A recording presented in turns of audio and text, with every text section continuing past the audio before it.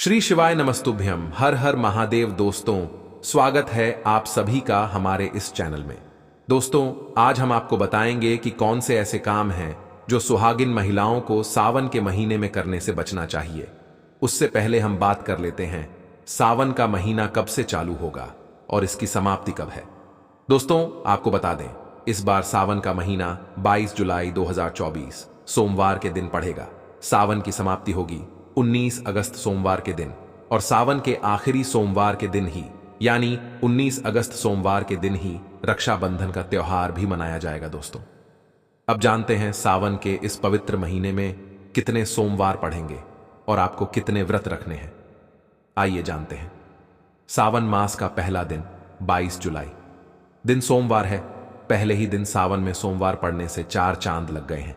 सावन का दूसरा सोमवार व्रत 29 जुलाई दिन सोमवार है।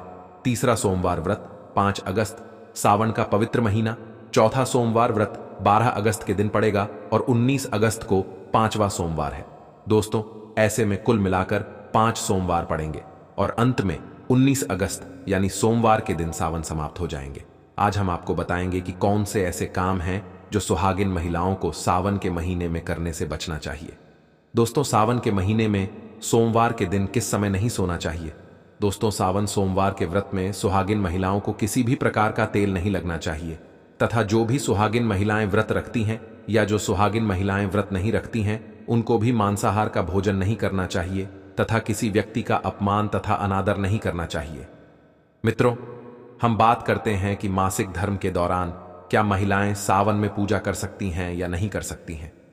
दोस्तों, कई महिलाओं का यह प्रश्न आता है कि मैं मासिक धर्म के दौरान शिव मंदिर में जा सकती हूं या नहीं जा सकती। वैसे तो दोस्तों, पीरियड्स के दिनों में महिलाओं को मंदिर जाने की मनाही ही होती है। हिंदू मान्यता के अनुसार इस दौरान महिलाएं अशुद्ध होती हैं। वैसे यदि हम ज्योतिष की माने तो आमतौर पर पीरियड समाप्त होने के बाद 5वें दिन आप मंदिर में प्रवेश कर सकती हैं। शास्त्रों के अनुसार पीरियड समाप्त होने के बाद का 5वां दिन शुद्धिकरण के लिए सबसे अच्छा माना जाता है। इसलिए ही इसी दिन पूजा करने और मंदिर जाने की सलाह दी जाती है।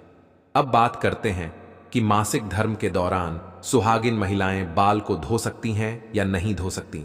बहुत सारी महिलाओं के यही क्वेश्चन रहते हैं कि हम मासिक धर्म के दौरान बाल को धो सकती हैं कि नहीं धो सकती हैं। तो दोस्तों, ज्योतिष शास्त्र के मुताबिक अगर आपके पीरियड्स 3 दिन चलते हैं तो आपको चौथे दिन बाल धो लेने चाहिए, यानी मासिक धर्म खत्म होने के अगले दिन ही बाल धोना सही होता है। जो महिलाएं मासिक धर्म के दौरान बाल धोती हैं तो ऐसा करना गलत माना जाता है।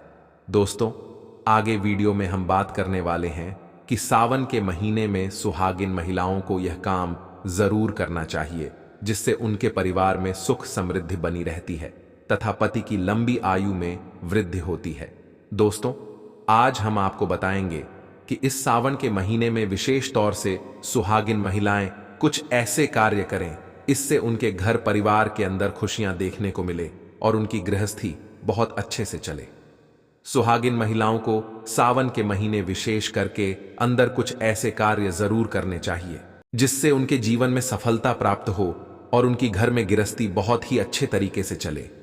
तो दोस्तों, बात करते हैं ऐसे कौन से कार्य है इस सुहागिन महिलाओं को विशेष तौर से सावन के महीने के अंदर करने चाहिए। दोस्तों, सबसे पहला कार्य है कि सुहागिन महिलाएं जब भी आप सोमवार का व्रत रखते हैं और सावन के सोमवार शिव जी को जल अर्पित करती हैं, सुहागिन महिलाएं बाल जरूर धोएं। दोस्तों, सुहागिन महिलाएं बिना बाल धोए सोमवार का व्रत नहीं रखें। सुहागिन महिलाएं अगर सावन महीने में सोमवार व्रत बाल धोकर व्रत रखते हैं तो उन्हें उनका फल या जो भी विश है वह भगवान भोलेनाथ पूरा कर देते हैं। और दोस्तों, कहा जाता है कि पूरे सावन के महीने के अंदर भोलेनाथ सुबह के समय इस धरती पर माता गौरी के साथ भ्रमण करने के लिए निकलते हैं। तो सावन के महीने में दोस्तों, सुहागिन महिलाओं को विशेष तौर से यह ध्यान रखना चाहिए कि सुबह जल्दी उठकर ब्रह्म मुहूर्त में उठकर स्नान कर लें और घर की साफ सफाई का विशेष तौर से ध्यान रखें। अगर आप अपने घर की साफ सफाई का ध्यान नहीं रखेंगे तो हो सकता है कि भोलेनाथ आपके घर के अंदर प्रवेश नहीं करें या भोलेनाथ की जो आपने भक्ति की है उसका खुश होकर परिणाम आपको नहीं मिले। इसीलिए आपको सावन के पवित्र महीने के अंदर अपने घर की साफ सफाई का विशेष तौर से ध्यान रखना चाहिए। इसी के साथ दोस्तों, सुहागिन महिलाएं जो 5 सोमवार का व्रत रखती हैं, आपको यह जरूर ध्यान रखना चाहिए कि आपको इस सावन के महीने के पहले ही सोमवार या फिर किसी भी अंतिम सोमवार से ही आप इन्हें व्रत का पारण कर लें और व्रत करने का सौभाग्य लें, तो निश्चित तौर से आपके इस जीवन के अंदर सुख आने लगता है और आपके वैवाहिक जीवन बहुत ही अच्छा चलता है। कुछ कुंवारी कन्याएं भी 5 सोमवार का व्रत इसीलिए रखती हैं ताकि उनको एक योग्य और गुणी व्यक्ति उनके जीवन साथी की प्राप्ति हो। तो सुहागिन महिलाओं को भी, कुंवारी लड़कियों को भी आपको यह व्रत 5 सोमवार से करना चाहिए, जो कि सावन की शुरुआत से ही करना चाहिए, ताकि भगवान भोलेनाथ की भक्ति का आपको जीवन के अंदर मौका देखने को मिले। दोस्तों, इसी तरह अगली बात करें तो सुहागिन महिलाओं को सुहाग की वस्तु विशेष सावन के महीने के अंदर जरूर पहननी चाहिए। हजारों एक श्रृंगार कीजिए और साथ साथ सुहागिन महिलाओं से निवेदन है, आज की फैशन के दौर के अंदर कोई महिलाएं मांग धारण नहीं करती हैं। अपने आप को इस सावन के 16 सोमवार के दिनों में मांग जरूर भरनी चाहिए। जो सुहागिन महिलाएं मंगला गौरी का व्रत रखती हैं, 16 सोमवार का व्रत रखती हैं, एकादशी का व्रत रखेंगी, सावन के महीने के अंदर पड़ने वाली, उनसे निवेदन है कि पूरी तरह से सुहागिन वस्तुओं का धारण करके उसके बाद आप व्रत करेंगे तो मंगला गौरी कि आपके जीवन में भगवान भोलेनाथ तथा माता पार्वती की कृपा देखने को मिलेगी और आप जैसा चाहेंगे वैसा आपका कार्य बन जाएगा। वह सुहागिन महिलाओं को इसका विशेष प्रभाव देखने को मिलता है और सुहागिन महिलाओं से यह निवेदन है कि इस सावन के महीने के अंदर अपने से बड़ों या अपने छोटे, चाहे कोई भी हो, किसी का भी आपको अपमान नहीं करना चाहिए। अगर सावन के महीने के दौरान आप किसी का भी अपमान करते हैं तो आपको अपने जीवन के अंदर कभी भी खुशियां देखने को नहीं मिलती हैं। सावन के महीने में आप अपने पति का सम्मान करें और जितना हो सके लड़ाई झगड़े से आपको बचना चाहिए। सुहागिन महिलाएं अगर इन चीजों का ध्यान रखें, सावन का व्रत रखेंगी, तो उसके जीवन के अंदर दोस्तों खुशियां देखने को मिलेगी और उसे कभी भी किसी प्रकार के दुख का सामना नहीं करना पड़ेगा। दोस्तों, सावन का महीना भगवान शिव से जुड़ा है। उन्हें भोलेनाथ भी कहा जाता है कि वह अपने भक्तों की एक पुकार मात्र से उनकी मदद को दौड़े चले आते हैं। वहीं सावन का पर्व गृहस्थ जीवन बिताने वालों के लिए विशेष स्थान रखता है। दरअसल सावन को शिवजी और मां पार्वती के विवाह वर्षगांठ के रूप में भी मनाया जाता है। बताया जाता है कि अगर विवाहित महिलाएं तो पूरी विधि के साथ इस दिन भगवान शिव की पूजा करें तो उनके पति की लंबी उम्र का वरदान होने मिलता है। कि भगवान शिव की पूजा कुंवारी कन्याएं भी कर सकती हैं, लेकिन विवाहित महिलाएं भगवान शिव की पूजा करती हैं तो इसका फल वह पति के लिए भी पा सकती है।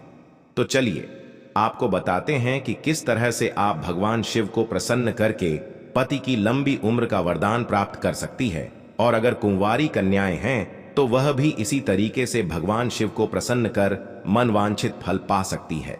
सबसे पहले तो जरूर जान ले कि आपको सावन के सोमवार का व्रत जरूर रखना चाहिए। दोस्तों, इस आपको जरूर आपका मनचाहा फल मिलेगा। महिलाएं अगर सावन में सोमवार के दिन व्रत रखें तो इससे महासचिव प्रसन्न होते हैं और कुंवारी कन्या व्रत रखती है तो उन्हें अच्छे वर की प्राप्ति होती है। इस व्रत के दौरान फलाहार रहे और उनके पसंद की चीज जैसे बेलपत्र, चंदन, चावल, दूध भेंट कर पूजन करें। इसके अलावा सावन के दिन दूध अश्रु जल से भगवान शंकर का अभिषेक करने से भोलेनाथ प्रसन्न होकर आशीर्वाद देते हैं। दोस्तों, ओम नमः शिवाय 3 शब्दों का यह मंत्र इतना चमत्कारी है कि आपके जीवन को पलट कर रख सकता है। तो आपको कहना है ओम नमः शिवाय का जप जरूर करना चाहिए। जब सुबह उठे तब करें, जब आप सोने जाएं उससे पहले इस मंत्र का जप करें। लेकिन सावन के महीने में तो इस मंत्र का अलग ही महत्व है। सावन में शिव जी की पूजा के समय ओम नमः शिवाय मंत्र का जप को जरूर करना चाहिए। इससे जीवन सुखमय बन सकता है। पति की लंबी आयु के लिए इस मंत्र का जाप 5 माला जप को पावन के सोमवार के दिन करना चाहिए। महादेव प्रसन्न होकर मनोकामनाएं जरूर पूरे करेंगे। दोस्तों, ऐसे में हम जानते हैं सावन के इस पवित्र महीने में कौन सी गलती नहीं करनी चाहिए जिससे कि नाराज ना हो।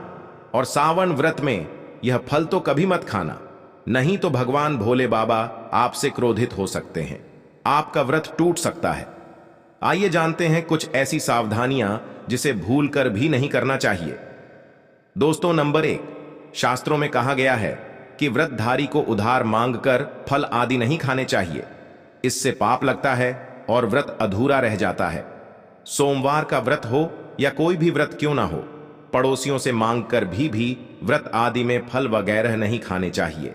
व्रत में उधार मांगकर खाने से व्यक्ति का व्रत झूठा हो जाता है। ईश्वर की शरण में आने पर व्यक्ति को झूठ नहीं बोलना चाहिए, कर्ज नहीं लेना चाहिए, चुगली आदि नहीं करनी चाहिए, उधार मांगकर भी नहीं खाना चाहिए। अगर आपको कोई अपनी मर्जी से खाने के लिए व्रत में कुछ देता है तो उसे आप खा सकते हैं, लेकिन व्रत में कम से कम उधार मांगकर फल आदि नहीं खाना चाहिए। इससे पाप लगता है और व्यक्ति की पवित्रता भंग हो जाती है। दोस्तों, नंबर 2, सोमवार का व्रत हो या सावन का व्रत, आपको नाशपत्ती नहीं खाना चाहिए। दरअसल इस फल का नाम नाश यानी नाश करने वाला होता है, इसलिए इस फल को व्रत में नहीं खाना चाहिए। व्रत आदि को छोड़कर किसी और दिन आप कभी भी खा सकते हैं, लेकिन अगर जिस दिन आपका व्रत हो उस दिन नाशपाती का सेवन नहीं करना चाहिए। भगवान को भी नाशपत्ती नहीं चढ़ना चाहिए।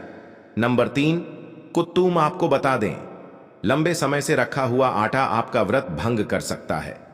दरअसल पुराने आटे में घुन आदि कीड़े वगैरह पड़ जाते हैं जो ठीक तरह से दिखाई भी नहीं देते। ऐसा आटा खाने पर दरअसल आप मांस का सेवन करते हैं और व्रत में कीड़े खाना घोर पाप के बराबर माना गया है और आपका व्रत भी भंग हो जाता है। व्रत में ताजा आटा खाना चाहिए। लंबे समय से रखे हुए आटे में कीड़े पड़ जाते हैं, ऐसा कभी ना करें। व्रत हमेशा शुद्धता में ही रखना चाहिए। दोस्तों, सावन का महीना बड़ा ही पवित्र महीना माना गया है, इसीलिए यह 5 चीजें भगवान शंकर के पास कभी ना रखें। तो चलिए जानते हैं उन 5 चीजों के बारे में। नंबर 1, जहां रखा हो शिवलिंग या महादेव की कोई भी प्रतिमा, तो वहां पर भूल कर भी चप्पल जूते लेकर नहीं जाना चाहिए। जरा सोचिए, जब आपके कमरे में कोई चप्पल लेकर प्रवेश करता है तो आपको कितना क्रोध आता है। इसी कारण महादेव भी आपसे नाराज हो जाते हैं और आपको मिलने वाला फल नष्ट हो जाता है। ऐसे में मंदिर में नंगे पांव ही प्रवेश करना चाहिए, क्योंकि चमड़े की चप्पल हमेशा अशुद्ध रहती है, इससे देव शक्ति नाराज होती है। नंबर 2, अक्सर महिलाओं को मासिक धर्म आ जाता है और वह बिना किसी को बताए पूजा पाठ कर लेती है, जो कि शास्त्रों में वर्जित माना गया है। इस समय महिलाओं को जानकर भी अनजान नहीं बनना चाहिए। अगर आपको मासिक पीड़ा है तो घर के बने मंदिर में या बाहर बने मंदिर में कभी प्रवेश नहीं करना चाहिए। इससे देव शक्तियां नाराज होकर आपसे क्रोधित हो सकती हैं। ऐसे समय में शिवलिंग को छूना घोर पाप के बराबर माना गया है।